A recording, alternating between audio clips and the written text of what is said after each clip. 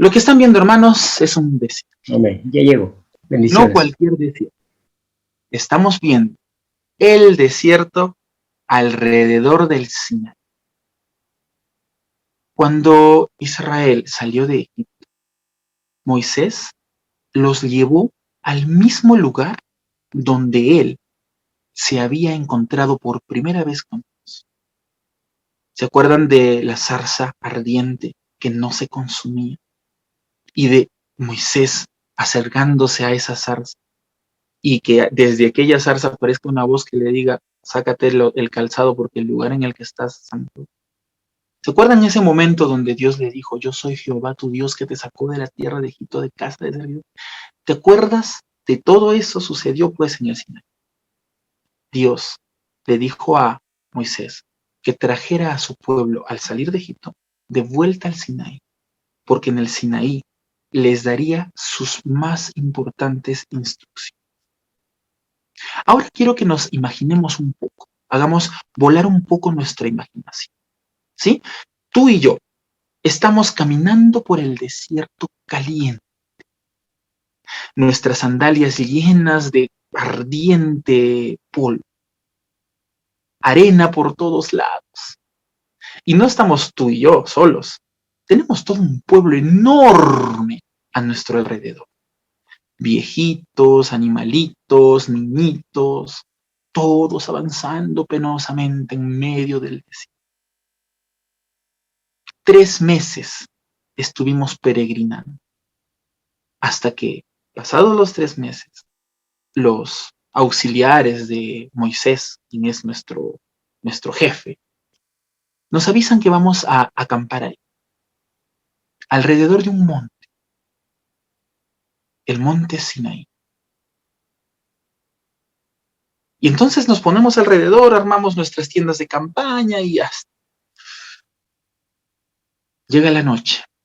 Tú estás dormida, tranquila, o tu hijito está a tu lado, ¿no? Abrazándote. Y de un momento a otro, escuchas un estruendo terrible y sales disparada de tu tienda, solo para ver cómo toda la gente asustada está absorta mirando hacia el monte Sinaí. Porque el monte está encendido en llamas. Y el humo sube hasta lo más alto del cielo. Y escuchas relámpagos y sientes que la tierra se mueve como si fuera un terremoto. Y todo el mundo está aterrado. Y en medio de las llamas, un hombre, aquel anciano Moisés, sube con 2 tablas, cada una en un brazo. Y todos lo pudieron ver. Y el fuego no le hacía nada. Y entonces una voz del cielo empieza a hablar y tú lo sientes hasta en lo más profundo de tu corazón. Y tú sabes que es el Dios Todopoderoso, hablando con todo el pueblo. Todos lo están escuchando, tú no lo estás imaginando. Todos lo están viviendo. Y mientras Dios hablaba, las tablas se escribían. Porque el mismo Dios, dice la Escritura, con su propio dedo, escribió las primeras tablas de los 10.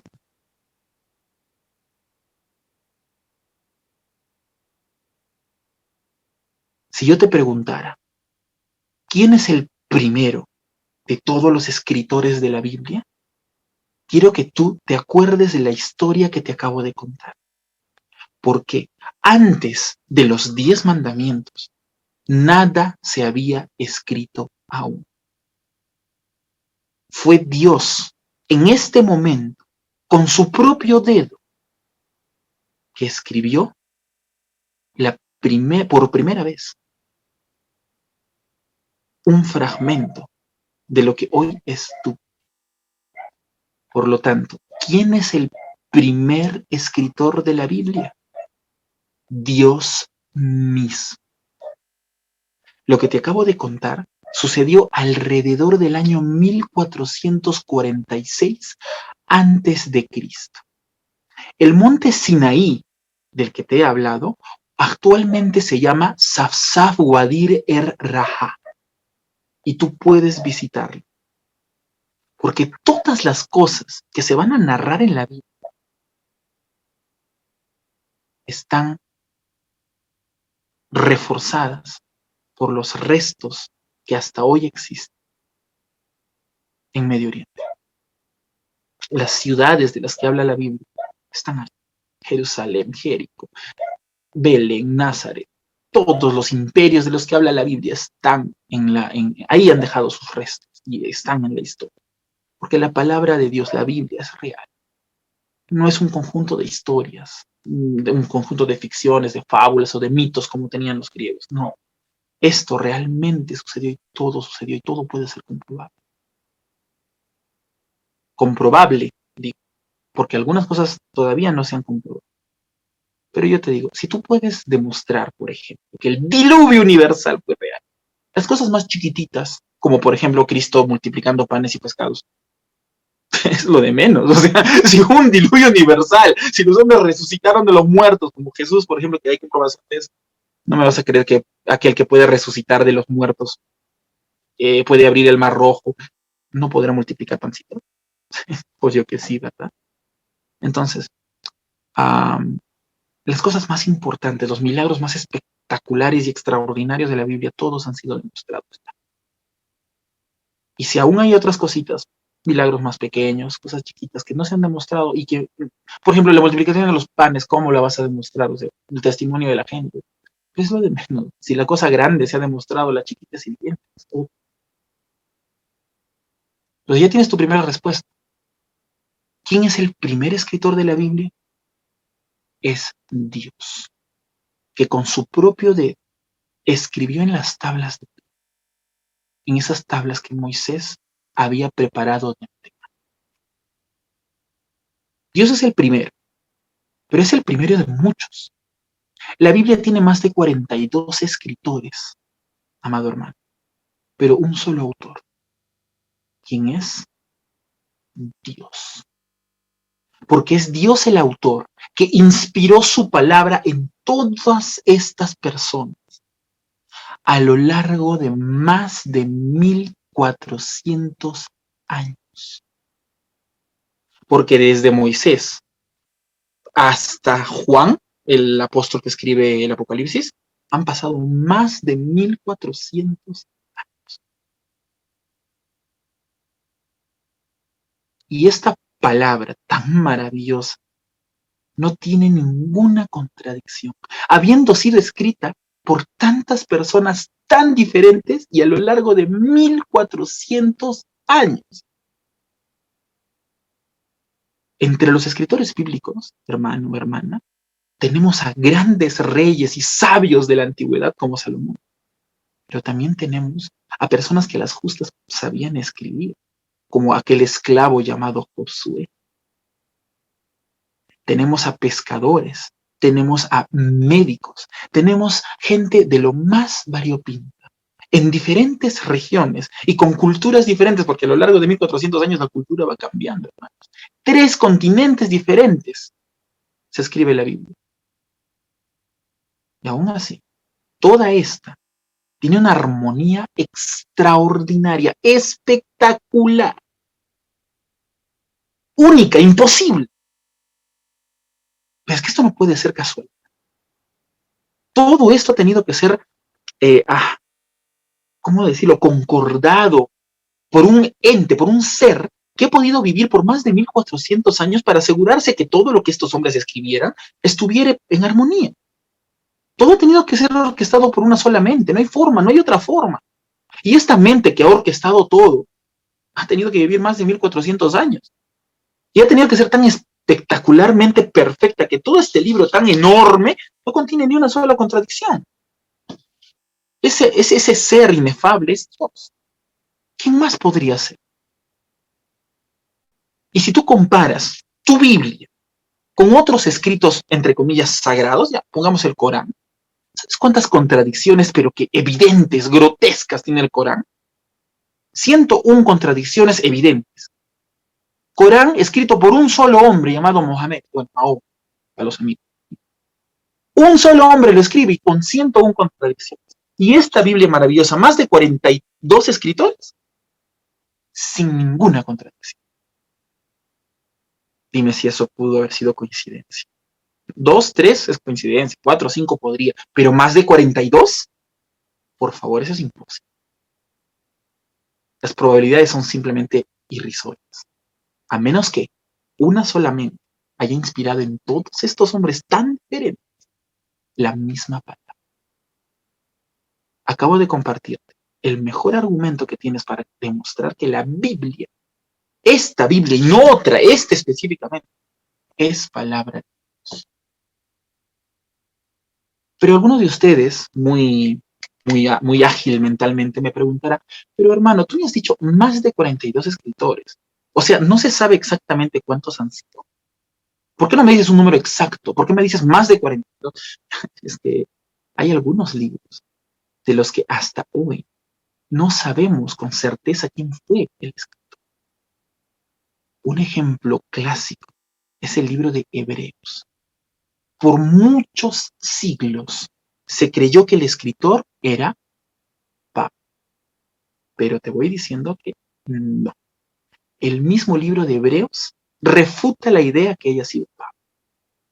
Entonces, si no fue Pablo, ¿quién habrá sido? Nadie lo sabe. Los teólogos de las siglo tras siglo tras siglo han dado sus ideas. Yo mismo tengo una idea y sé defenderla. Yo tengo mi postulante, escritor del libro de Hebreos. Pero nadie puede decirlo con certeza. Pudo haber sido Pablo, pero pudo haber sido otro. Por lo tanto, lo vamos a dejar en más de 42 escritores, porque hay algunos de los que no sabemos. El mismo libro de Job que les pregunté hace un ratito, alguno de ustedes me respondió y me puso Moisés. Y sí, yo también creo que fue Moisés, pero el libro mismo no dice que fue Moisés. ¿Cómo lo sabemos? Bueno, el Mishnah, o sea, los hebreos, los judíos ortodoxos, que no son cristianos, ellos afirman que fue Moisés. Y ellos tienen sus escritos rabínicos en los que explican que, oye, es Moisés. Y solo por eso sabemos que es Moisés, o creemos que es Moisés. Acuérdate que lo que ellos escriban no es que sea inspirado por Dios, es lo que ellos creen. Pero la misma Biblia no lo dice y realmente no sabemos con plena certeza quién fue. Suponemos que fue él, los hebreos dicen que fue él, entonces creamos. Pero te pregunto, ¿será tan importante saber quién es el escritor? Si ya sabemos que el autor es Dios, ¿será tan importante saber quién es el escritor? Realmente no es tan importante.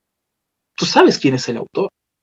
Realmente a mí no me interesa mucho quién haya sido el escritor de Hebreos. Yo sé, y lo que me interesa es que el autor, o sea, quien inspiró a aquel hombre fue Dios. Lo demás es pura curiosidad. Sí, por curiosidad quiero enterarme, pero a mí me importa, lo que es trascendente es que Dios sea su autor. Y sí, claro que es su autor. Y eso está demostrado. Y eso que te digo, que es más importante el autor que cualquiera de los escritores, es una cosa muy fuerte, ¿no? Mira estos nombres que aparecen en la pantalla. Moisés, Juan, Mardoqueo, Otoniel, Natán, Lucas. La mayoría son nombres conocidos. Quizás Otoniel se te haga raro, quizás. O quizás este señor Natán se te haga raro, quizás. Pero ve al que está aquí, a este de acá, a este que está aquí en la esquinita, ese que se llama Salomón. Tú sabes que él fue en su época el hombre más sabio que existió sobre la tierra. Tú lo sabes, tú has leído su historia, todo el mundo conoce su historia. Pero la parte final de su historia es por muchos desconocida.